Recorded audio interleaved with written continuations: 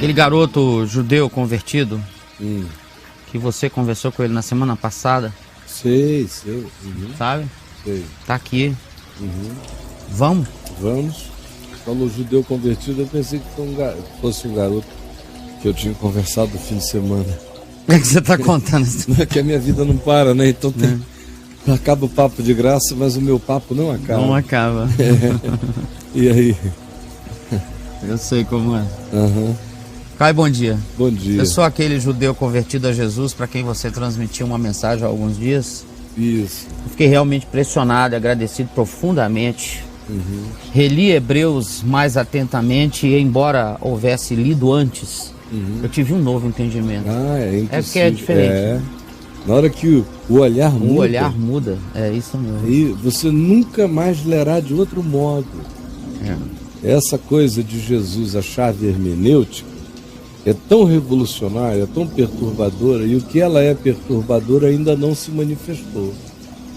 Nos próximos anos, quando eu organizar o que eu penso sobre Jesus, a chave hermenêutica, eu só estou ejaculando, eu estou tendo espasmos disso.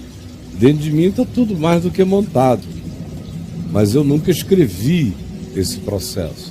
Quando o indivíduo enxerga, nunca mais ele desenxerga quando ele vê a face de Cristo na leitura da Escritura. Quando ele aprende, tendo Jesus como chave hermenêutica, a olhar para a Bíblia está aí, essa quinquilharia que tem de tudo, do Gênesis ao Apocalipse. É isso aí, ó. Agora, lendo por partes, você não entende nada. Ela é apenas uma sucata de um monte de coisas que não parecem coerentes.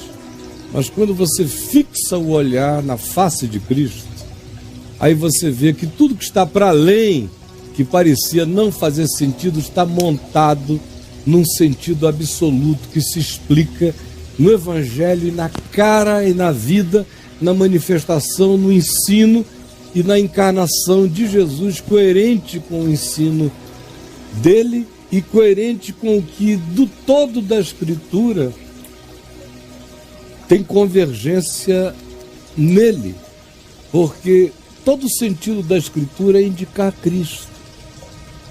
E se Cristo não for tudo e não for suficiente, Cristo não é o Senhor e o Salvador.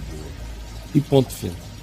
Se Jesus precisar de qualquer outro auxílio, de qualquer outra ciência, de qualquer contribuição sistemática para se fazer compreender, sinceramente, ele fez um trabalho muito mal feito, que careceria fundamentalmente da ajuda dos cientistas de laboratório teológico para fazerem a frankensteinização de Jesus, montando-lhes as partes indiscerníveis. Agora, quando você olha tudo a partir de Jesus, a partir do fato de que Deus estava em Cristo, que Ele é o Verbo encarnado, a palavra está encarnada em Jesus, tudo que é palavra para o homem é a palavra que Jesus encarnou, viveu e ensinou, e que para além daquilo ali, não há palavra que seja palavra de vida para ser vivida como obediência a Deus na terra, porque o mandamento de Jesus é amor, e esse é o mandamento de Deus, porque Deus é amor. Quando você entende isso, entende que Cristo consumou as relatividades anteriores e nos iluminou para o discernimento da palavra absoluta de Deus, que é Ele. Ele, Jesus, o Verbo de Deus, é aquele em quem habita corporalmente toda a plenitude da divindade. É nele que estão ocultos todos os tesouros da sabedoria e do conhecimento. Ele é, portanto, a minha chave de interpretação e de conhecimento de tudo.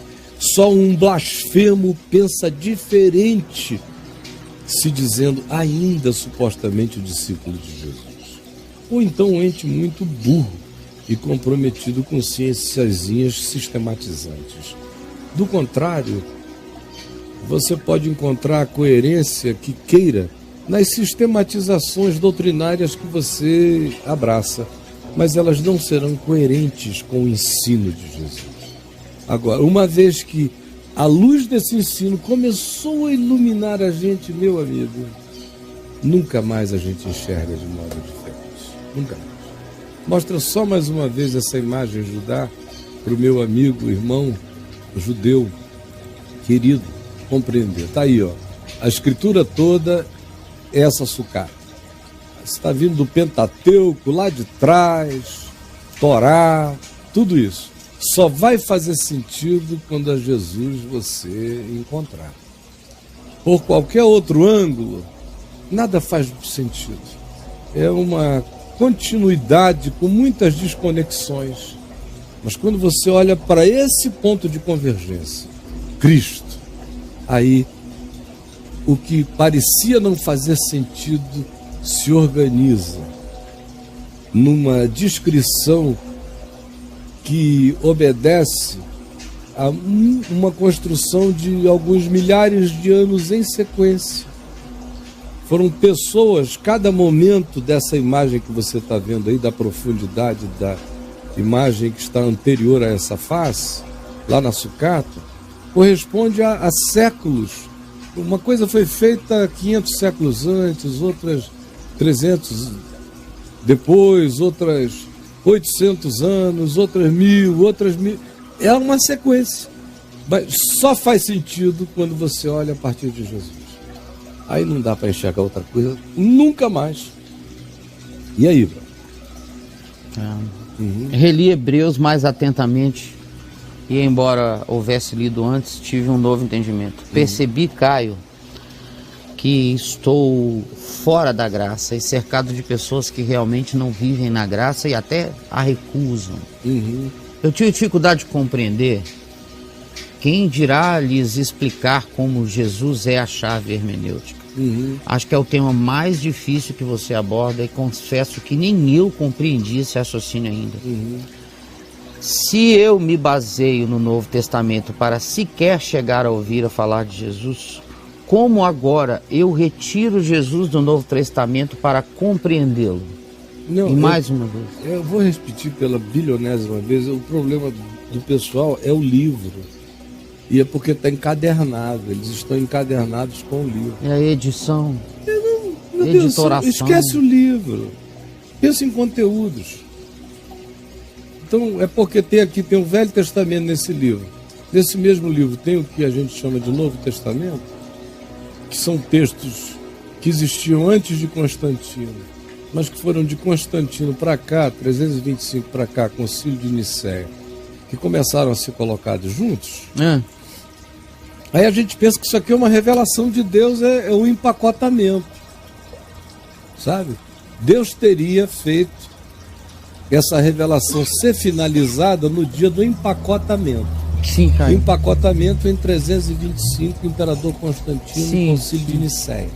Você imagina só a basicalidade de onde parte o entendimento. Agora, por que o Novo Testamento, Mateus, Marcos e Lucas, está dentro, por acaso, deste livro aqui? Certo. Parece que ele ficou empacotado junto. Parece que ele ficou confinado, preso às capas. Preso. Então a pergunta dele é: mas como é que eu vou poder ler até o Novo Testamento a partir de Jesus, se o material que me fala de Jesus está dentro do Novo Testamento?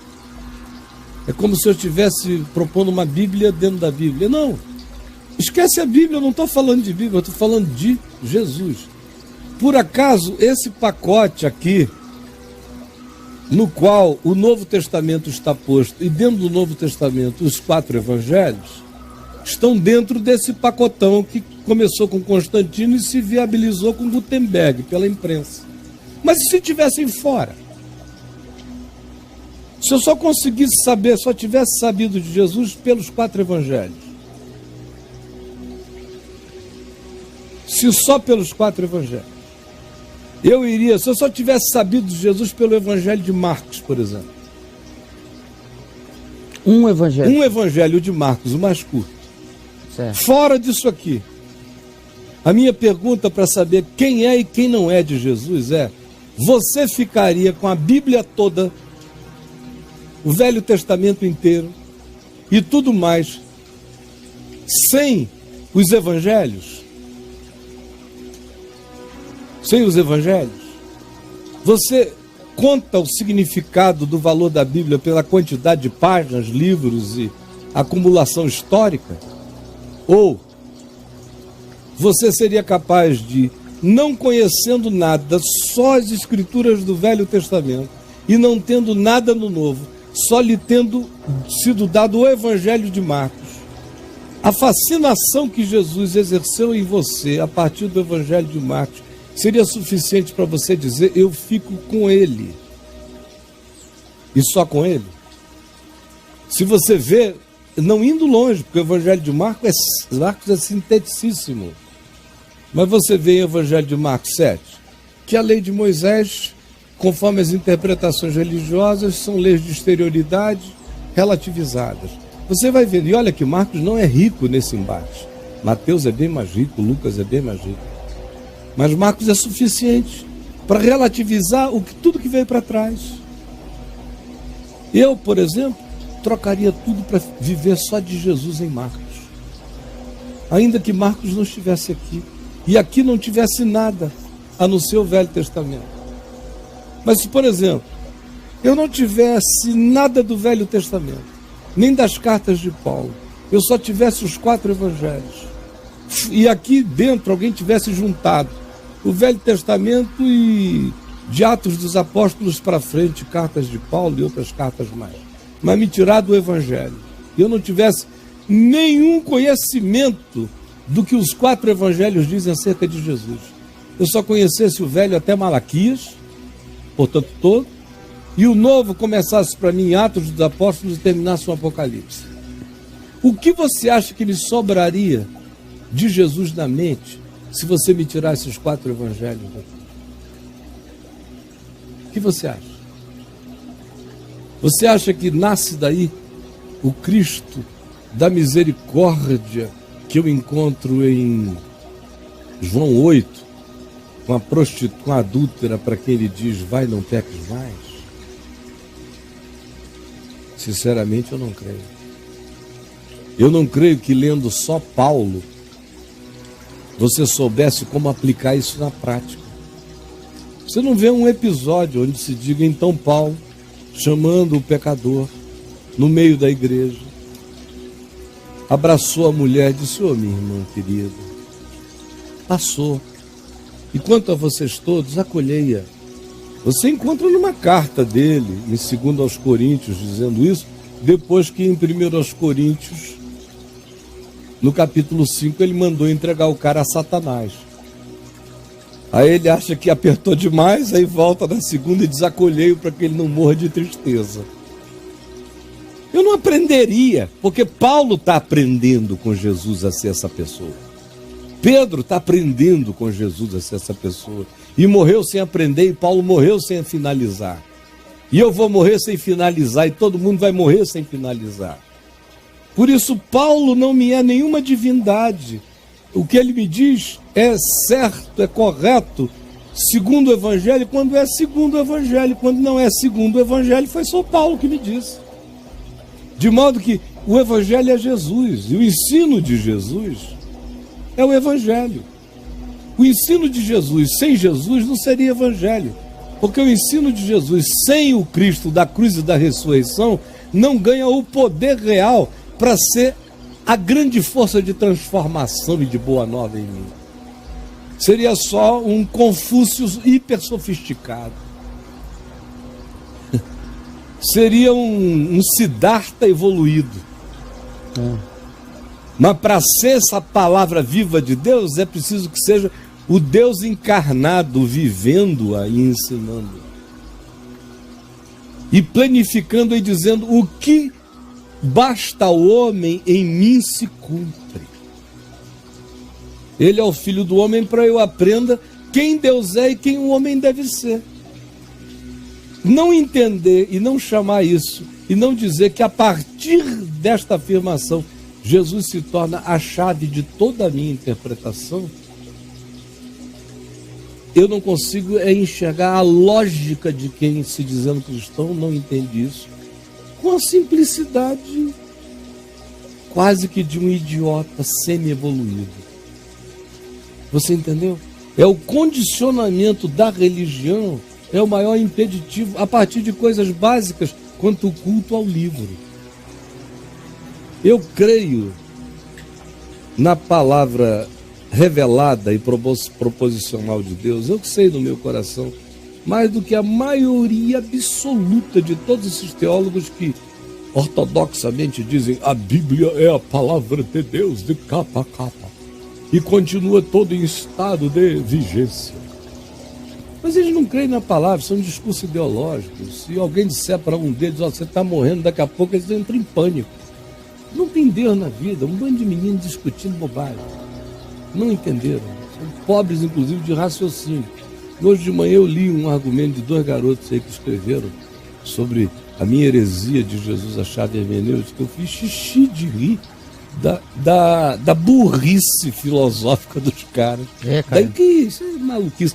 Mas eles escrevem assim, com carinha arrumada, botam uma bibliografia onde entra um monte de... é até muita tolice. Eu não tenho tempo para essa geração. Os netos deles vão me aproveitar, eles não têm cabeça para chegar lá. Agora, o nosso amigo está ainda... É muito cedo, se ele chegou sexta-feira aqui, só com que ele chegou sexta-feira aqui, ele até já evoluiu de sexta-feira para cá.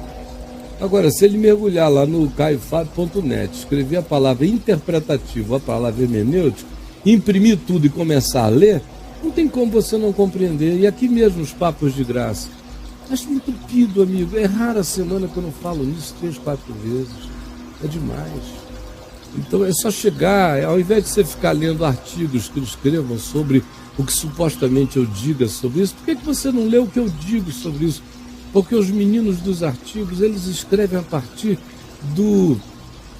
da fragilidade deles, são professores de teologia sistemática, com medo de ficar desempregados, se sentindo pateticamente ridicularizados no culto à teologia sistemática, é que ficam cometendo essa blasfêmia de tentarem reduzir Jesus a um dado sistematizado por eles. Mas o céu está chegando, quem não entender aqui entenderá lá, mas perderam muito tempo aqui. Eu espero que você não perca seu tempo com fixações idióticas e nem com teologia. Leia o Novo Testamento. Você, leia sozinho. Me esqueça, se você quiser desaparecer daqui, desapareça para sempre. Eu troco a sua não vinda aqui jamais pela leitura ininterrupta e de carreirinha que você faça no Novo Testamento para o resto da sua vida. E a sua mente jamais será confundida. E não se engate com teologias paralelas. É masturbatório de gente improdutiva. Ele volta aqui, Caio, e a cabeça dele tá, né? Ele fala assim, ó, Caio, pelo que você elucida, é como se eu me colocasse em lugar de Paulo, o qual não tinha um Novo Testamento em mãos para interpretar. É o único lugar onde eu tenho que estar, é um lugar onde não tem nada. Eu tenho que ouvir a mensagem. Agora, eu tenho o privilégio de poder ler a mensagem como se Paulo estivesse conversando aqui comigo, ou eu tenho o privilégio de andar com Mateus, com Marcos, com Lucas ou com João, com a narrativa mais próxima possível que se tem acesso. É só o que interessa. Fora isso, é construção do museu da religião. É só isso. Por que para mim vai ser diferente do que foi para Paulo, para Pedro, de qualquer um que ouviu e ele disse, vem, segue. Por quê? É porque ele não está historicamente presente aqui, eu não estou sentindo o cheiro do suor de Jesus, é só por isso? É nesse nível de basicalidade, de idolatria corpórea, que a gente está achando que se aproxima de Deus? O mais próximo de Deus é quem conheceu o corpo de Cristo, fisicamente? Quem botou o peito na cabeça de Jesus, no peito de Jesus, como João foi o homem que mais teve intimidade com ele na história? Ou tem gente que nunca viu nada e mergulhou no peito de Cristo como João nunca sonhou em entrar? É que o pessoal não crê que Jesus está vivo. Eu vejo essas discussões aí de internet. Rapaz, o que tem de gente brigando por causa de texto da Bíblia? É verdade. Textos, eles ficam lendo os textos, comparando com o grego, com o hebraico, aí discutem. Que diz isso. A verdade é o que está vinculado ao texto mais antigo. Quer dizer, verdade e antiguidade se transformaram na mesma coisa. Ou qual a interpretação que os contemporâneos gregos ou hebraicos deram a esta palavra? E aí morrem na letra, enquanto a Escritura diz que a letra mata, enquanto Jesus diz que eles estão morrendo na letra. Mas nós continuamos dizendo que somos de Jesus enquanto praticamos os métodos de interpretação da letra que mata. Porque não cremos de fato que Jesus está vivo.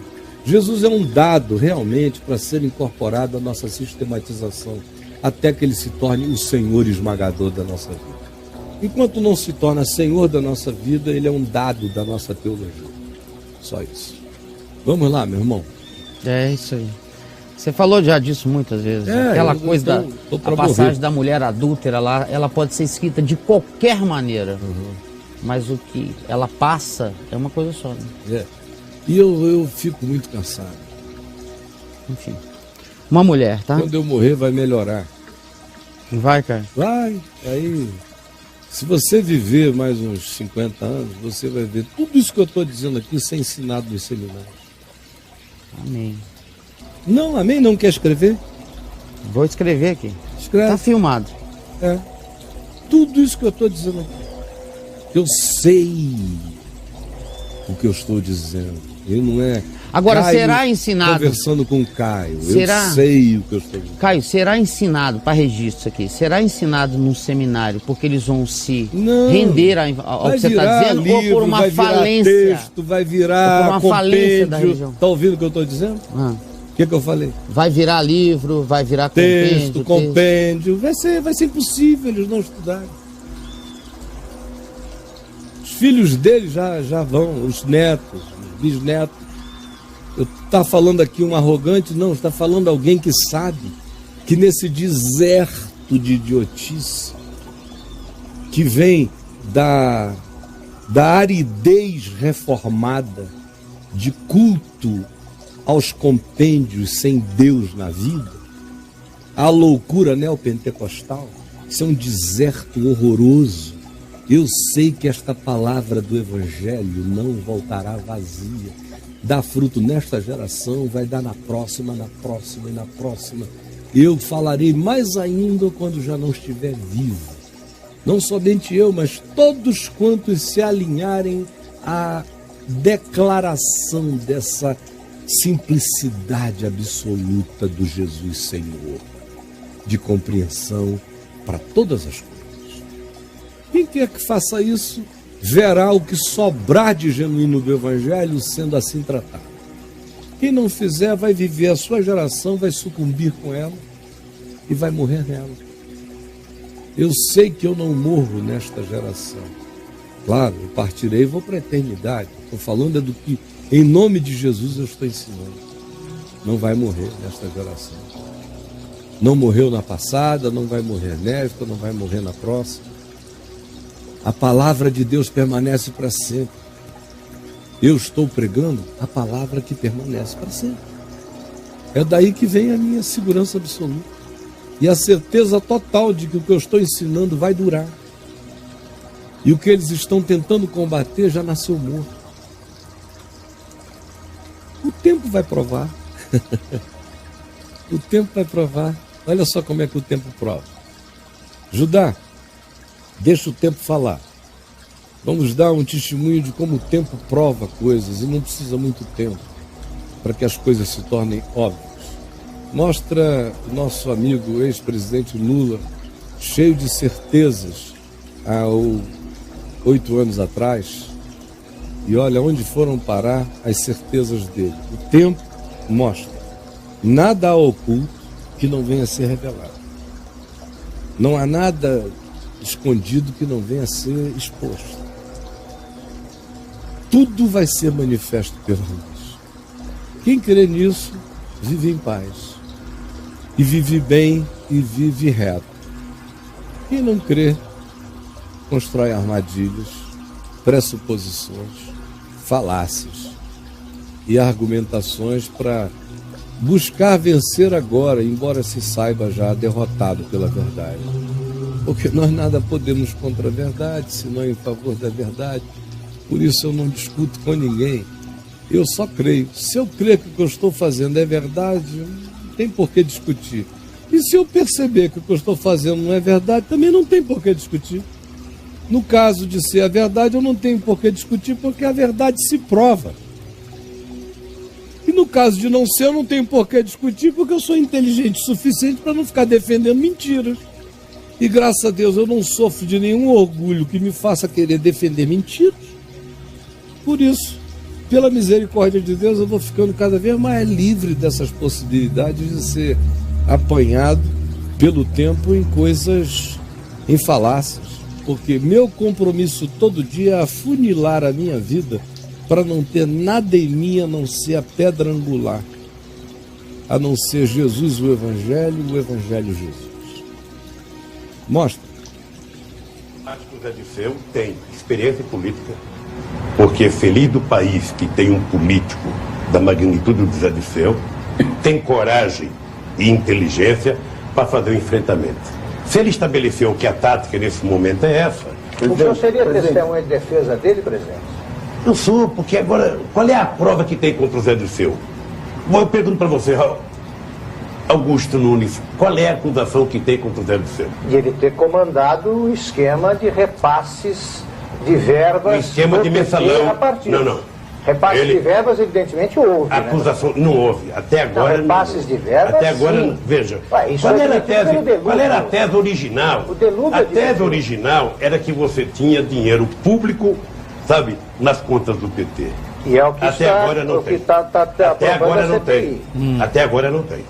Essa história do Banco do Brasil até agora, essa história do Banco do Brasil pode ser. Vamos esperar para ver se é. O que eu não posso é dar como verdade isso. Sabe por quê? Porque senão eu estarei cometendo injustiça. Eu acabei de dizer, tem um relator fazendo uma das afirmações, tem o Banco do Brasil fazendo outras afirmações. Agora, com base nas duas informações, é que vai ser julgado. O Zé Dirceu foi acusado de montar uma quadrilha pelo Roberto Jefferson. E, sobretudo, uma quadrilha para pagar mensalão. Eu estou esperando que o Congresso Nacional, pelos seus 513 deputados, pelo seu presidente, ou por quem quer que seja, dê à sociedade brasileira o veredito final. Afinal, teve ou não mensalão? A expectativa do senhor é que não teve. A sensação... Eu tenho certeza que não teve. Viu? Certeza que não teve. Aí. É só esperar. As pessoas discutem muito e não esperam o tempo passar. Quanto mais velho você vai ficando, mais você vai ficando convencido de que o tempo é pura graça de Deus para vencer a nossa idiotice. É verdade, viu, Caião?